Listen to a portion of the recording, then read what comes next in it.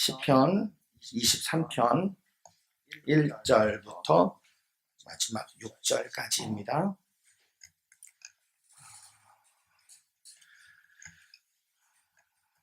800몇 쪽이죠? 818페이지쯤에 있습니다. 찾으셨으면 저와 여러분이 한 절씩 나누어 읽겠습니다. 제가 먼저 보죠.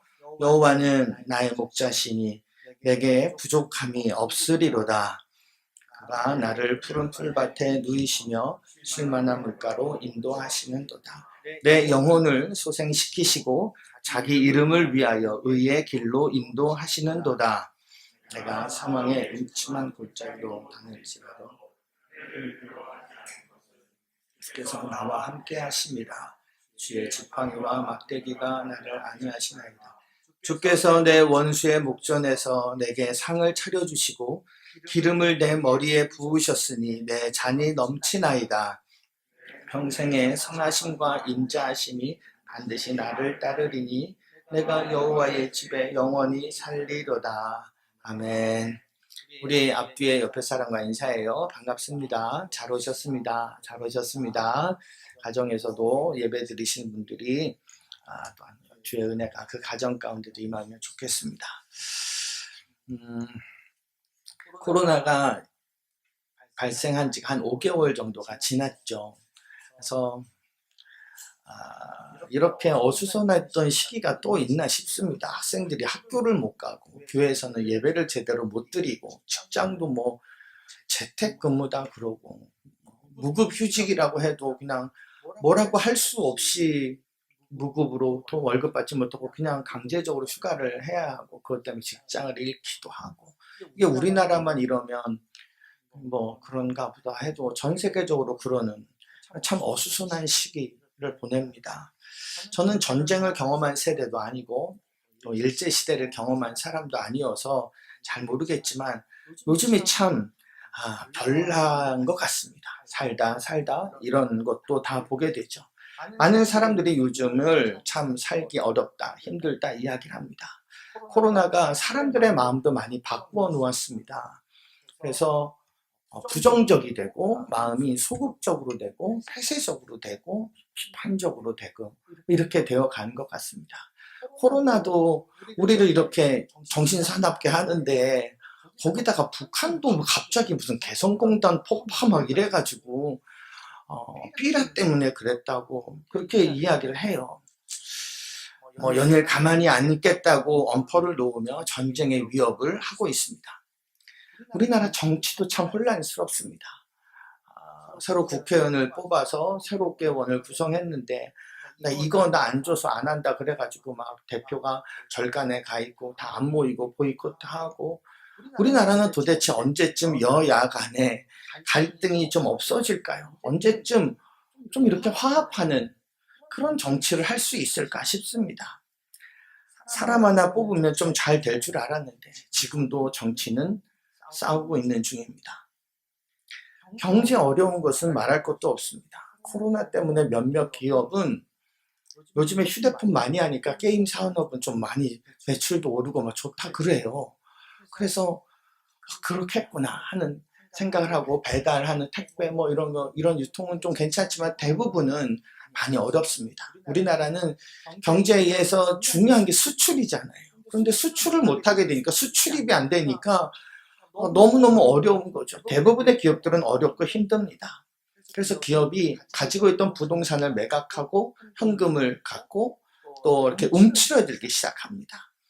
사업 규모를 축소하죠. 그러니까 경기는 당연히 안 좋고 앞으로도 안 좋을 겁니다. 정치, 경제, 북한, 코로나 거기에 사람들은 또 왜 이렇게 악해져 가는지요. 별의별 사건이 다 있습니다. 부모가 어린아이를 학대하는 그것도 욱해가지고 우연찮게 휘둘렀다 이런 것이 아니라 아주 계획적으로 치밀하게 굶기고 고통을 주고 때리고 하는 부모가 그런 일을 하고 있는 일들이 우리 주변에서 일어납니다. 길을 가다가도 이유 없이 폭행을 합니다. 왜 때렸냐 그러면 술 취해서 그렇다. 나 잠깐 조현병 경험이 있다 이런 이야기를 하고 있는 세상이죠. 14살, 15살짜리 중학생들 아이들이 5명이 15살짜리 여중생을 성폭행합니다. 그러고서는 뭐라고 얘기하냐면 합의해서 그렇게 한 거를 한 거다라고 말을 하는 참 혀를 찰 만한 세상이 되고 말았습니다. 참 살기 힘들고 복잡하고 어지러운 세상입니다.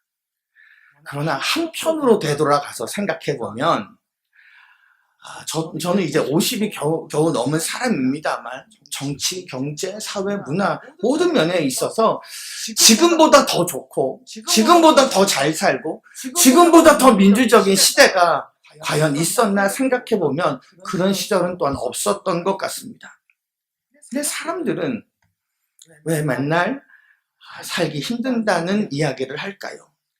과거 우리가 살아온 세월을 되돌아보면 지금과 비교되지 않을 만큼 힘들고 어려웠던 시기였습니다. 요즘의 정치판이 이러니 저러니 해도 옛날보다는 많이 좋아진 정치판 아니겠습니까? 옛날에는 그저 나한테 막걸리 한 사발 사주면 그 사람 찍어주던, 고무신 한 짝 받았다고, 뒷돈 얼마 받았다고 찍어주던, 지역이 나랑 같다고 해서 찍어주던 그런 시절도 있었습니다. 돈 몇 푼 받고 표 한 표를 찍어주던 그런 정치판이기도 했습니다. 불과 몇십 년 전만 해도 독재하던 시기에 땡 하고 뉴스가 시작되면 대통령을 미워하고 부추기는 홍보성 뉴스들이 방송에서 나왔습니다.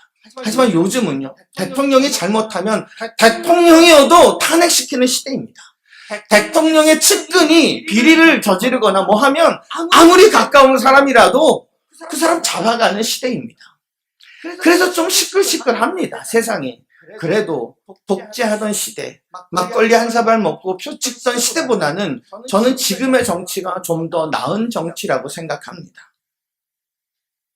그래도 사람들은 여전히 정치에 대해서 혹독한 비판만 할 때가 있습니다. 우리나라 경제가 참 나쁘다고 걱정하는 분들이 많이 있습니다. 생각해보면 언제 우리나라가 경제가 좋았나, 좋다고 말했던 시기가 언제였나 생각해보죠. 우리나라는 경제가 참 많이 발달한 나라입니다. 그래도 우리는 경제 좋다는 얘기를 잘 안 합니다. 불과 십수년 전만 해도, 몇 년 전만 해도 우리나라 국민소득이 이제 2만 달러가 눈앞에 있다. 이제 2만 달러를 이루면 선진국 대열에 들어간다라고 호들갑을 떨던 시기가 있었습니다. 작년에 우리나라의 국민소득이 32,000불이랍니다. 32,000불. 그것도 2018년보다 10%가 떨어진 게 32,000불이라고 합니다. 그러니까 여러분, 우리나라가 꽤 잘 사는 나라입니다. 꽤 잘 사는 나라입니다. 그런데 우리는 경제가 늘 어렵다고만 하지요. 물론 수치가 보여주는 경제와 실물 경제에는 차이가 있기 마련입니다. 하지만 그래도 그 실물 경제와 수치 경제의 차이는 언제나 있었습니다. 2만 불이 채 되지도 않던 그런 2000년대 초반만 해도 그런 건 마찬가지였습니다. 우리의 나라의 정치, 경제, 문화 이런 것들을 생각하는 우리의 생각과 우리의 이야기대로라면 우리가 한숨 쉬고 있는 그런 우리나라는 벌써 망해서 지금쯤 세상에서 제일 가난한 나라가 되고 말았어야 합니다. 물론 지금도 빈곤층이 있는 것이 사실입니다. 지금도 이 무더위에 하루 몇천 원의 하루치 생활비를 매일매일 내며 사는 쪽방촌에 있는 사람들 또한 있습니다. 창문 하나 없는 고시원에서 우리의 젊은 청년들이 그곳에서 미래를 향해 희생한다 생각하며 그렇게 지내고 있는 청년들이 있습니다. 그러나 평균적으로 보면 우리나라가 경제적으로 눈부신 성장을 한 것은 사실입니다. 그런데 사람들에게는 그것에 대한 감사와 만족은 잘 못하더라는 거죠. 왜 우리는 끊임없이 불평하고 쉬지 않고 절망만 하며 살까요? 그렇게 불평과 절망이 계속되면 우리에게도 끊임없이 쉬지 않고 불행한 일이 찾아오고 끊임없이 불편한 일이 찾아오는데, 그럼에도 왜 우리는 감사하지 못할까요? 언제쯤 우리는 작은 것 하나 감사하며 살 수 있을까요? 정말 작은 것 하나에도 감사하고 별것 아닌 것에도 만족하고 어떤 형편과 처지에서도 자족할 수 있는 것은 꿈에나 나오는 일일까요? 우리의 인생에서는 이루지 못할 모습일까요? 앞으로 정치는 좋아질까요? 물론 좋아질 것이고 좋아지면 좋겠지만 정치가 좋아지면 모든 문제가 다 해결되는 것은 아닙니다. 경제는 좋아질까요? 물론 앞으로 길게 보면 물론 좋아질 것이고 또 좋아지면 물론 좋겠지만 그러나 도대체 어느 정도 좋아지면 좋아질까요? 한 5만 불 정도 되면 아주 부족함 없이 살 수 있을까요? 걱정 없이 살 수 있을까요? 사람들은 삶의 희망을 정치에, 경제에 두기도 합니다. 그래서 이 사람을 대통령으로 뽑으면, 아니 이 사람을 내 지역의 국회의원을 뽑으면 좀 달라질 거라 생각합니다만, 물론 정치와 경제는 매우 중요해서 우리 크리스찬들 중에서도 좋은 정치인, 좋은 경제인들이 나와야 되고 그를 위해서 기도합니다만, 그럼에도 불구하고 저는 제 삶의 희망을 정치나 경제에 두지는 않습니다. 오늘 읽은 이 시편 23편은 잘 아는 유명한 그런 다윗의 시입니다. 이 시편의 내용을 잘 보면 다윗이 참 행복해 보이는 사람으로 등장합니다. 그가 그의 시편에서 쓴 이 표현들을 보면, 가만히 보면 세상 사람들은 잘 쓰지 못하는 표현입니다. 그리고 세상 사람들은 잘 쓰지 않는 표현이기도 합니다. 부족함이 없다.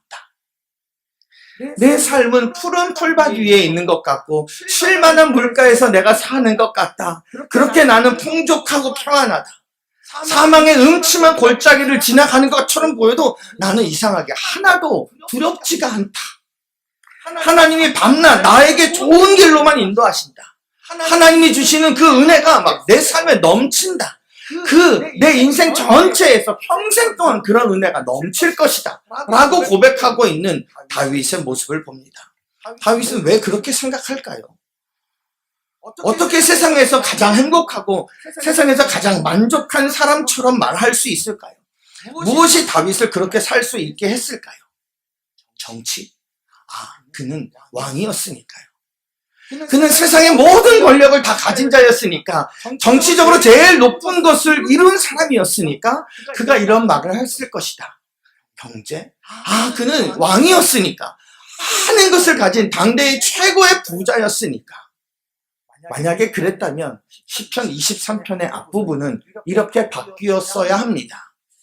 내가 왕이 되어서 권력을 갖다 보니까, 날아가는 새도 떨어뜨릴 만한 귀한 권력을 갖다 보니까 내게 부족함이 없다. 이렇게 앞부분이 바뀌었어야 합니다. 만약에 내가 엄청난 부자여서 돈으로 살 수 있는 모든 것을 다 갖다 보니까 난 부족함이 없다. 이렇게 앞부분이 바뀌었어야 합니다. 그런데 이 시편 23편 1절은 아주 간략하고 명료하게 시작합니다. 여호와가 나의 목자라고. 그래서 부족함이 없고, 그래서 나는 무섭지가 않고, 그래서 나는 은혜가 넘치고 이러고 있다는 거죠. 분명하고 단호한 말로 여호와 하나님이 나의 목자임을 고백합니다. 사망의 음침한 골짜기를 가도 겁이 나지 않더라. 이게 시편 23편입니다. 여호와 하나님을 목자로 삼는 자에게는 이런 특별한 자존감이 있습니다. 돈이 있으나 없으나, 나이가 많으나 어리나, 많이 배웠어도 배운 것이 별로 없어도, 큰 집에 살아도 방 한 칸에 살아도 나름의 특별한 자존감이 있습니다. 하나님을 목자로 둔 자의 여유이고, 하나님을 목자로 둔 자가 누리는 안전함이고, 하나님을 목자로 둔 자의 평화, 샬롬입니다. 어렸을 때 제가 다니던 교회에 친구가 있습니다. 제가 다니던 교회는 남산 그 언덕에 있는 해방촌이라는 동네예요. 거기에 그 산동네에 판잣집들이 많이 있었고 그랬던 동네이기도 합니다. 어렸을 적 그 교회 친구 중에 유독 한 친구는 자기네 집으로 친구들을 데려오는 것을 좋아했습니다. 그래서 늘 그 친구네 집에 가서 많이 놀았던 경험이 있어요. 저는 어땠느냐? 저는 그때 제 집으로 친구들을 잘 초대하지 않았습니다. 왜 그랬냐면 저희 집에 제 방 한 칸에 7명이 살았습니다. 방 한 칸에 7명이 살던 시절이었습니다.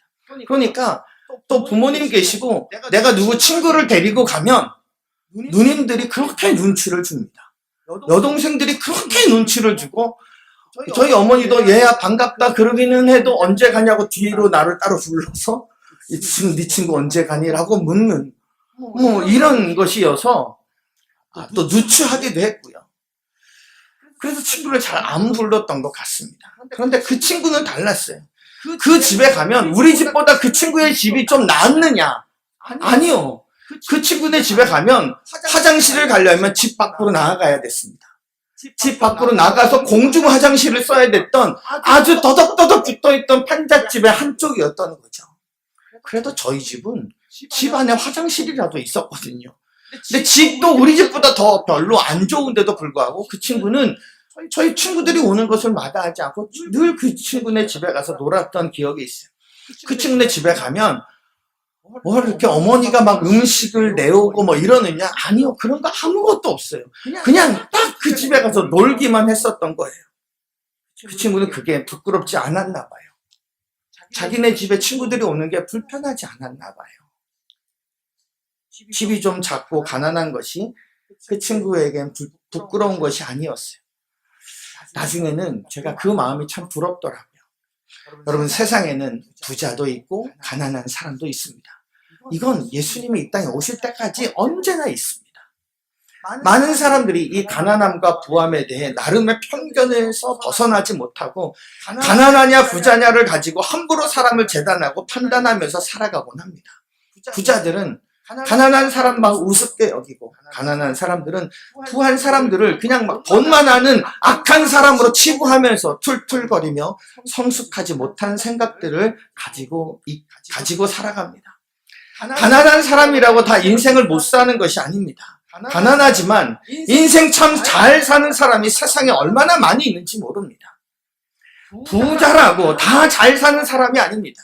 세상에는 부하지만 인생 참 못 사는 사람들이 얼마나 많이 있는지 모릅니다. 그러나 그렇다고 해서 가난한 사람이라고 다 잘 사느냐? 아니요. 세상에는 물질적으로도 가난하고 정신적으로도 가난한 사람들이 또 얼마나 많이 있는지도 모릅니다. 가난하기도 하고 못 살기도 하는 사람이 세상에 참 많아요. 부한 사람이라고 다 악한 사람만도 아닙니다. 못 사는 사람도 아닙니다. 인간의 본성상 제가 생각하기에 그렇게 많지 않겠지만 부자임에도 불구하고 인생 잘 사는 사람이 많이 있습니다. 그와 같은 사람들 다 무조건 부자라는 이유만으로 나쁜 사람 취급하는 것은 아주 위험한 생각입니다. 세상에 부유한 사람들 중에 부자티를 벗지 못한 사람들이 있습니다. 강하고 부하고 높은 자리에 있다고 해서 교만해져서 가난한 사람 함부로 대하고 약하고 낮은 사람들 깔보고 업신여기는 사람들, 바로 잘못된 부자티를 벗지 못한 사람들인 거죠. 가난하고 약한 사람들에게 상처 주고 씻을 수 없는 한을 남겨두는 그런 부자티 내는 사람들입니다. 제가 지난 주간에 저희 어머니 댁에 다녀왔습니다. 일주일에 한두 번 정도 저희 어머니한테 다녀오는데 저희 어머님이 동백 어정에 계시거든요. 혼자 계시거든요. 그래서 그 집에 제가 차를 몰고 가서 아파트에다 주차를 하면 한 달에 한 번 정도 주차 위반 딱지를 붙여요. 낮에. 그래서 내가 주차 등록이 안 돼 있는 차이니까 그런가 보다. 어느 때는 또 안 붙이고 어느 때는 붙이고 그래서 그런가 보다 라고 생각하고 있었죠. 한 10번 정도 붙였던 것 같아요. 지금까지 한 몇 년 동안 주차 딱지를 계속 붙이는 거예요. 근데 붙여도 너무 진하게 붙여요. 너무 찰싹 붙여놓는 거예요. 아주 그냥 최선을 다해서 막 손을 밀 대로 미는지 아주 안 떨어지게 쫙 붙여놓는 거예요. 그래서 그날 지난주에는 제가 좀 화가 났어요. 그래서 경비실로 갔어요. 이걸 떼내는데 떼줘야 말이지. 날은 더운데 떼양볕에서 막 떼내니까 내가 잘못한 거죠. 경비 아저씨가 갔어요. 저는 그래도 교양 있는 목사 아닙니까? 교양 있는 사람이니까 가서 아저씨 제가 주차 등록을 안 해놓고 하는데 여기 어머니 집이어서 이렇게 오는데 너무 너무 진하게 붙이셨어요, 아저씨. 이거 어느 동네는 스티커를 절반만 붙이는 데 있잖아요. 뭔지 아세요? 뒷면 안 떼고. 근데 이거를 굳이 그렇게 열심히 붙일 게 뭐야? 어차피 경고할 거면 살짝 붙여서 경고 좀 해주시면 안 될까요? 근데 그 경비 아저씨가 날 붙잡고 하소연을 한 10분간 하셨어요. 저도 그렇게 했는데요. 입주민들이 난리가 난다는 거예요, 그러면. 왜 그거를 강력하게 붙이지 않았느냐고 얘기를 한대요. 그 어차피 그 집에 오는 사람이 무슨 도둑놈들이 오겠어요, 막. 그 집에 다 볼 일이 있어서 그 아파트로 오는 그 아들도 올 것이고, 부모도 오고, 친지도 오고, 막, 지인들이 찾아올 텐데, 그 강력한 스티커로 붙이는 거예요. 그리고 나갈 때 보니까 현수막으로 써붙였더라고요. 주차 위반 시, 강력 스티커 부착. 이렇게, 막, 경고 막 써놨더라고요. 근데 거기는 우리 벽산처럼 들어가면서 몇 동가요? 뭐, 이렇게 얘기 딱 받는 게 아니라, 아파트 관리 사무실을 찾아가야 돼요. 아파트 관리 사무실을 찾아가서 거기에서 뭘 해야 돼요. 내가 그래서 그 경비 아저씨는 이거 너무 불편해요. 근데 경비 아저씨 그렇게 막 입주민들 막 뭐라 그러는데요. 제때에 스티커를 안 붙이면 쫓아와서 전화한대요. 그걸 붙였나 안 붙였나 막 확인 안 되는 거예요. 진짜 뜻이 잡는다는 거예요. 그래서 경비원 아저씨들 얼마 전에 막 돌아가시고 막 이런 아파트 사는 게 뭐 그 유세 떠는 거라고. 그 나이 많은 그분한테 그렇게 막 항의 하는 거예요. 종 부리듯이. 그래서 내가 이걸 어떻게 할까? 내가 들이받을까? 어떻게 할까? 내가 왜 들이받아? 그러니까 경비원 아저씨 일이라도 벌어드려야 되겠다 생각해서 그 아파트 단지 관리 사무실에 가서 제 차를 등록했어요. 그래서 더 이상 내 차에 나가는 저를 안 붙이게 하려고. 여러분, 우리가 언제부터 아파트 살았다고, 사실. 우리나라가 언제부터 아파트에 사는 것을 유세 떨고 그랬느냐. 좀 가진 자라 이거지 뭐. 우리나라가 그런 세상에 있어. 우리나라 말에 이런 말이 있잖아요. 억울하면 출세해라. 억울하면 너도 출세해서 그렇게 해라. 억울하면 너도 그렇게 잘 살아봐라. 억울하면 높은 자리에 너도 올라가라. 그러니 억울해도 참으라고 하는 이 잘못된 부자팅에는 이 어설픈 부자들이 가난하고 힘들고 어려운 사람들의 마음을 매 상처를 주는 거예요. 이 잘못된 부자들로 말미암아 가난한 자들의 원한을 심어주고 그 가난한 자들이 한을 품게 하는 거예요.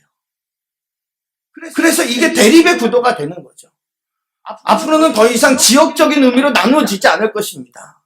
이제는 가진 자와 가지지 않은 자, 10억 이상의 부동산이 있는 자와 10억 미만의 부동산이 있는 자, 아니 그도 저도 없는 자, 없는 자에게 누구에다 초점을 맞추어서 정책을 펴나갈 것이냐, 뭐 이렇게 나눠질 것이라는 거예요. 점점 대립이 되는 거죠. 이런 잘못된 부자티는 사람을 참 힘들게 하고 역겹게 합니다. 그러나 그에 못지않게 가난의 티를 벗지 못한 사람들, 사람 참 피곤하게 하고 힘들게 합니다. 세상에는 잘못된 가난의 티를 벗지 못하고 사는 사람들 또한 많이 있어요. 늘 나는 피해본다라고 생각하는 피해망상. 그래서 막 원망과 불평과 시기로 가득 차 있는, 매사를 부정적으로 보고 비꼬게 보고 삐뚤어지고 모난 성격을 가지고 세상과 사람들을 바라보는 거죠. 잘못된 가난한 티를 벗지 못해서 그래요. 그럼 우리가 꿈꿔야 될 사람은 우리 다 같이 부자 됩시다. 이거는 너무 세속적인 거, 교회에서 그런 얘기하는 거 아니에요. 내가 가난하든 부하든 부자여도 부자티 잘 안 나는, 겸손함이 있는 사람, 가난해도 가난한 티가 잘 나지 않는 당당함이 있는 사람, 이게 좀 멋진 사람이 아닐까요?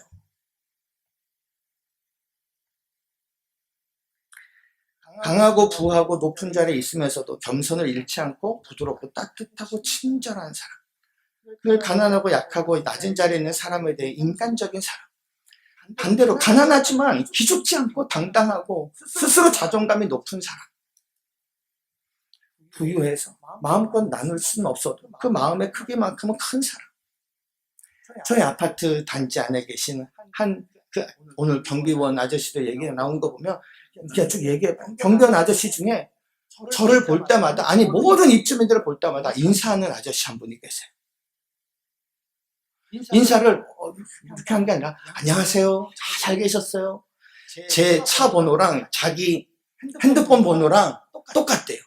그래서 제 차가 올 때마다 나는 그냥 인사 안 해도 되는데, 나 저쪽에다 주차할 텐데 그렇게 인사를 하시고 흔드시고 뭐 좋은 하루 되세요, 네 불편한 거 없으세요. 내가 얼마나 기분이 좋은지 몰라요. 사람들의 형편을 다 알아. 그게 가난한 티 안 나는, 스스로 자존감이 높으신 거죠. 너무 멋있는 것 같아요. 다윗은 왕이었고 가장 큰 권력과 가장 큰 부를 가진 사람이어서 부족함이 없다고 한 것이 아닙니다. 시편을 연구할 때, 시편을 볼 때 우리가 항상 생각해야 될 것 가운데 하나가 어떤 상황에서 그 시를 지었냐입니다. 오늘 읽은 본문에 등장하면 물론 다윗이 지었지만 사망의 음침한 골짜기를 지나오고 난 다음에 지났을 때 이거를 기록한 거예요. 다윗은 양이 어떤지 잘 알아요. 목동 출신이었으니까요. 그래서 자기 자신을 양에다 비유하고 양처럼 어리석고 양처럼 잘 모르는 존재임을 알며 고백하며, 그래서 목자 대신 그분께 나아가는 그런 자리에서 이 시편을 썼던 거죠. 사람은 약합니다. 사람 참 연약합니다. 스스로 되는 것이, 계획대로 되는 것이 별로 없는 것 같아요. 저는 살면서 느끼는 것 가운데 하나가 뭐냐면, 이거 내 인생에서 정말 중요하면 그건 정말 내 마음대로 안 돼요. 잘 생각해 보세요. 내 인생에서 정말 중요한 거, 그거 내 마음대로 절대 안 되는 거예요. 내 계획대로. 자식 키우는 거 생각해 볼까요? 내 인생에서 자식들 잘 되는 거, 여러분 우리의 인생의 목표로 삼을 만큼 너무 중요해요. 너무너무 중요해요. 그런데 그 자녀가 잘 되고 마느냐, 이거 내 마음대로 안 돼요. 내 계획대로 이렇게 좀 해줬으면 좋겠는데 절대로 내 마음대로 안 돼요. 돈 버는 거 얼마나 중요합니까? 하지만 돈 버는 것 역시 내 마음대로 안 돼요. 너무 중요한데 내 뜻대로 안 돼요. 여러분 그러면 생각해 보세요. 내 뜻대로 안 되면 내 자식이 망해야지. 내 뜻이 이런데 내 뜻대로 자녀가 안 되면 내 뜻에 반하는 자녀는 다 망해야 정상 아니겠어요? 돈 벌 때 내 뜻, 내 계획대로 안 되면 나는 돈도 못 벌고 굶어 죽어야 되지 않겠어요? 그런데 내 자녀가 잘 돼요. 우리 굶어 죽지 않고 필요를 따라서 하나님께서 공급하셔서 잘 돼요. 왜 그럴까요? 내가 고집했던 그 나의 것이라고 하는 것이 그리 대단한 것이 아니었다는 거예요. 내가 자녀들 이것만큼은 좀 해야지 막 들이밀고 막 으쌰으쌰 했던 그것이 별로 그렇게 어마어마했던 것이 아니라는 거예요. 돈 버는 방법이라고 생각하는 나의 좋은 방법과 아이디어들이 막 어마어마했던 것이 아니라는 거예요. 우리가 잊지 말아야 될 것은 모든 사람의 진짜 목자는 하나님이십니다. 부모가 아닙니다. 사람의 먹고 사는 것은 사람이 열심히 한다고만 되는 것이 아닙니다. 하나님의 은혜고 하나님의 먹여주심이 있어야만 합니다. 공중에 나는 새도, 들판에 있는 풀도 하나님이 때에 맞게 먹이십니다. 하물며 하나님의 형상을 닮은 우리를, 그것도 예수 그리스도의 십자가를 믿는 하나님의 귀한 자녀들을 하나님께서 먹이시지 않겠습니까? 하나님의 목자 되심을 인정하면 하나님이 이끌어 주십니다. 하나님의 목자 되심을 인정하지 않으면 때로는 하나님이 우리에게 막다른 골목으로 인도하실 때도 있고 실패를 경험하게 하시지요. 그래서 실패해봐야 이건 내 마음대로 안 되는 거구나.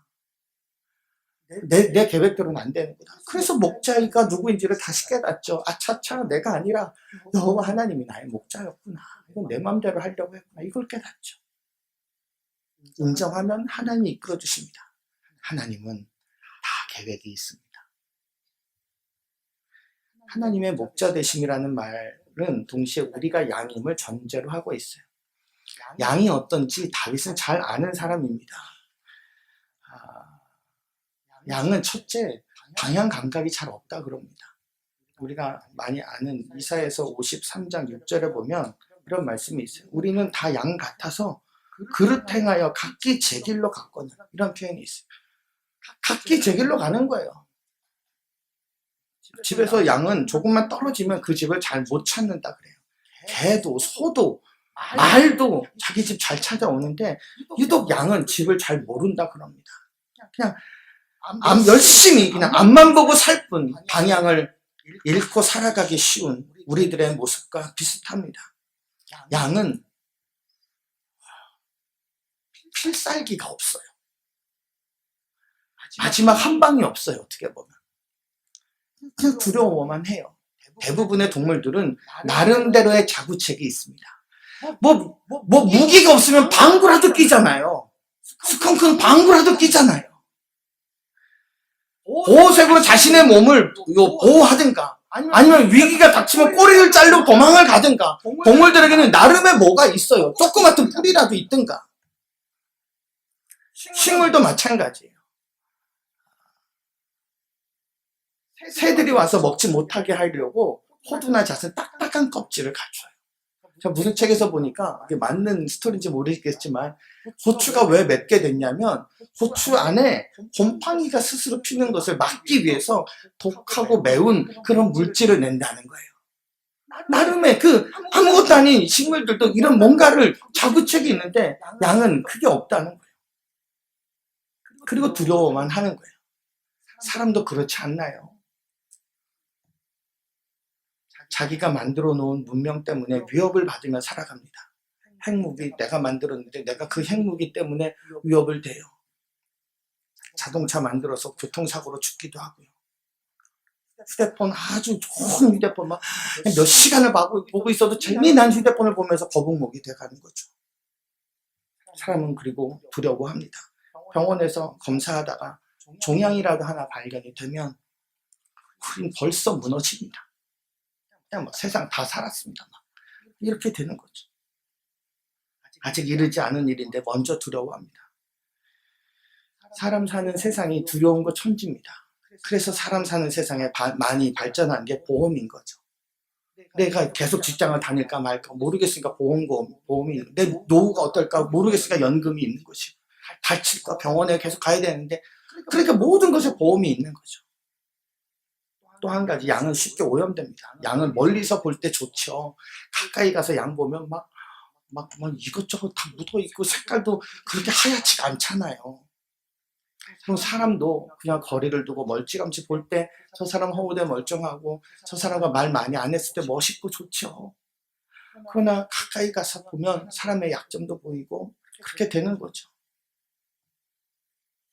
지금 우리의 모습과도 비슷합니다. 지금 우리가 예배 와서 결심하고 은혜 받고 가지만 조금 있다가 또다시 더러운 건 묻힐 거예요. 그래서 목자가 필요한 거죠. 다윗은 세상적으로 보면 다 가진 왕이었습니다. 그러나 그는 그것을 의지하지 않고 자신을 양으로 묘사합니다. 그리고 여호와는 나의 목자라고 내가 부족함이 없다고 고백합니다. 부잡티 안 내고 겸손합니다. 여호와의 목자 되심을 인정하니까 그런 여유가 생기는 겁니다.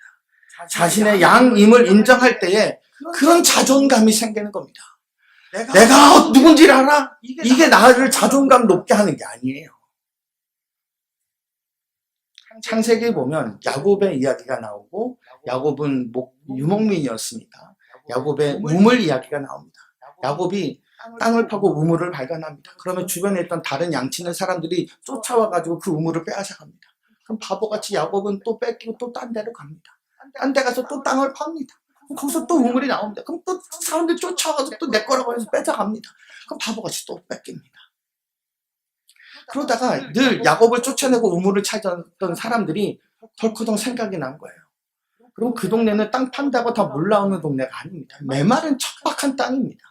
근데 이상하게 야곱은 어떻게 저런 거를 척척 얻나 싶은 거죠. 그래서 사람들이 야곱한테 찾아와서 화친하자고. 우리와 싸우지 말자고. 가만 보니까 당신은 대단한 것 같다고. 당신을 돌보는 누군가가 있는 것 같다고. 야곱은 어떻게 순순히 그 우물을 내어주었을까요? 자기도 양을 키워봐서 알죠. 나는 양만큼이나 어디에 물이 있는지 모르는 사람이에요. 어디서 내가 먹을 게 나올지를 알지 못하는 사람인 거죠. 그런데 하나님께서 자기를 인도하시고 계셔서 그분 잘 따라가다 보니까 우물이 생기고 또 생기고, 그러니 좀 줘도 여유가 생기는 거죠. 속상하기도 하겠죠. 하지만 많이 억울하지 않는 거죠. 하나님이 나의 목자이심을 기억하면 이 여유가 찾아오게 되는 것입니다. 다윗같이 여호와 하나님으로 자신의 목자로 삼으면 부족함이 없다고 고백할 수 있게 될 것입니다. 저는 시편 23편이 참 좋습니다. 네, 좋은 이유는 다윗의 시편이어서가 아니라 다윗을 향한 하나님의 이 손길과 사랑이 너무 좋기 때문입니다. 그리고 나도 하나님이 사랑하는 사람이기 때문에 그렇습니다. 그래서 이런 은혜로 내 인생 가운데 베푸실 것을 알기 때문에 그렇습니다. 여호와 하나님이 우리의 목자 되십니다. 좋은 길로 인도하실 것입니다. 부족함이 없게 하실 것입니다. 안전하게 지키실 것입니다. 우리 가운데 새로운 일을 시작하려 하시는 분이 있습니까? 목자가 누구인지를 잘 기억하십시오. 철저하게 계획을 세워야 되겠지만 인도하시는 분은 하나님이십니다. 큰 시험을 앞두고 있습니까? 목자가 누구인지를 기억하십시오. 공부한다고 다 100점 나오는 거 아닙니다. 공부한 사람 세상에 천지입니다. 하지만 하나님의 인도하시는 사람이 있습니다. 결혼을 앞두고 있습니까? 그 가정의 목자가 누구인지를 기억해야 합니다. 나의 귀한 자녀들, 내 사업, 내 가정, 내 모든 것의 목자는 여호와 하나님이십니다. 정치에 너무 큰 기대하지 마시길 바랍니다. 경제에 너무 희망을 걸지 마시길 바랍니다. 좋아지면 좋겠지만 사실 좋아진다고 그게 꼭 좋은 것은 아닐 수도 있기 때문에 그렇습니다. 우리의 소망은 하나님께 있습니다. 세상 아무리 좋아져도 하나님과의 관계가 나빠지면 말짱 헛일입니다. 혹 세상에서 좀 힘들고 어려워져도 하나님과의 관계가 좋아지면 하나님이 결국 이겨나가게 하십니다. 저는 사람들이 그리고 성도들이 하나님을 경히 여기며 사는 것 같아서 그게 좀 안타깝습니다. 만족 주지 못하는 세상에 올인을 하고 있는 것 같아서 그게 좀 속상합니다. 하나님께 좀 더 집중하며 사는 저와 여러분 되시길 바랍니다. 하나님으로 나의 목자 삼고 그분의 인도하심을 따라 양같이 순종하는 성도들 되기를 바랍니다. 그래서 시편 23편의 이 다윗의 고백이, 여호와는 나의 목자라고 하는 이 고백이 저와 여러분의 고백이 될 수 있기를 주님의 이름으로 간절히 축원합니다. 아멘.